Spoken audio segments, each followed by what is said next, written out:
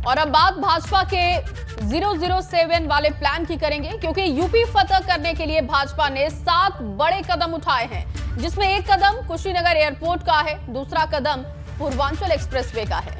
बिल्कुल, तीसरे कदम की अगर बात करें तो जेवर इंटरनेशनल एयरपोर्ट का तीसरा कदम है, चौथा कदम गोरखपुर खाद कारखाना, पांचवा काशी विश्वनाथ कॉरिडोर और छठा बुंदेलखंड एक्सप्रेसवे का, सातवां किसानों को मनाने की खास सभा का। लेकिन क्या ये 007 वाला प्लान भाजपा को यूपी में जीत दिला पाएगा? ये सबसे बड़ा सवाल है। माननीय प्रधानमंत्री महोदय का आगमन पूरा पंडाल के जय घोष से गूंज जाए, जोर से पुकारे, उन्हें आवाज दें।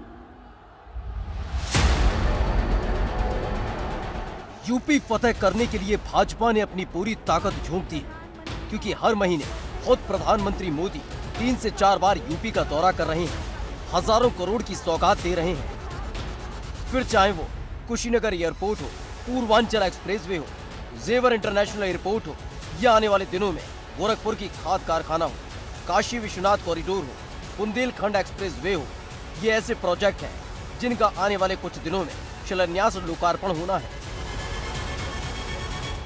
2022 के विधानसभा चुनाव की तैयारियों में जुटी बीजेपी उसी रणनीति पर अमल कर रही है, जिस रणनीति पर चलकर उसने 2014 में, 2017 में, 2019 में उत्तर प्रदेश जैसे बड़े राज्य में जीत हासिल की।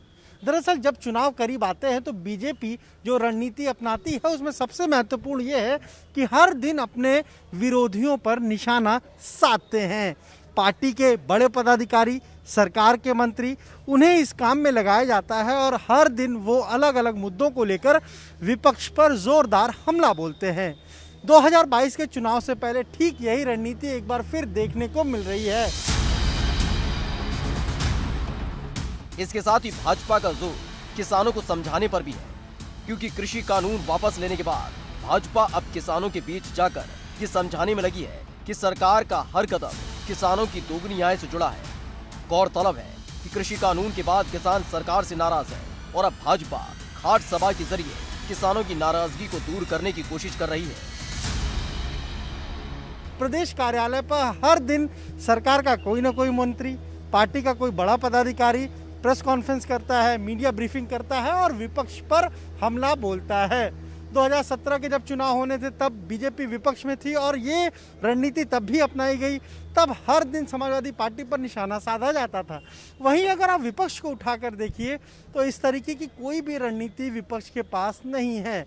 हाँ, वो प्रेस कॉन्फ्रेंस करते हैं, कभी कभी करते हैं, कभी कभी वो सरकार पर निशाना साधते हैं, लेकिन ज़्यादातर विपक्ष के लोग वो ट्विटर पर नजर आते हैं।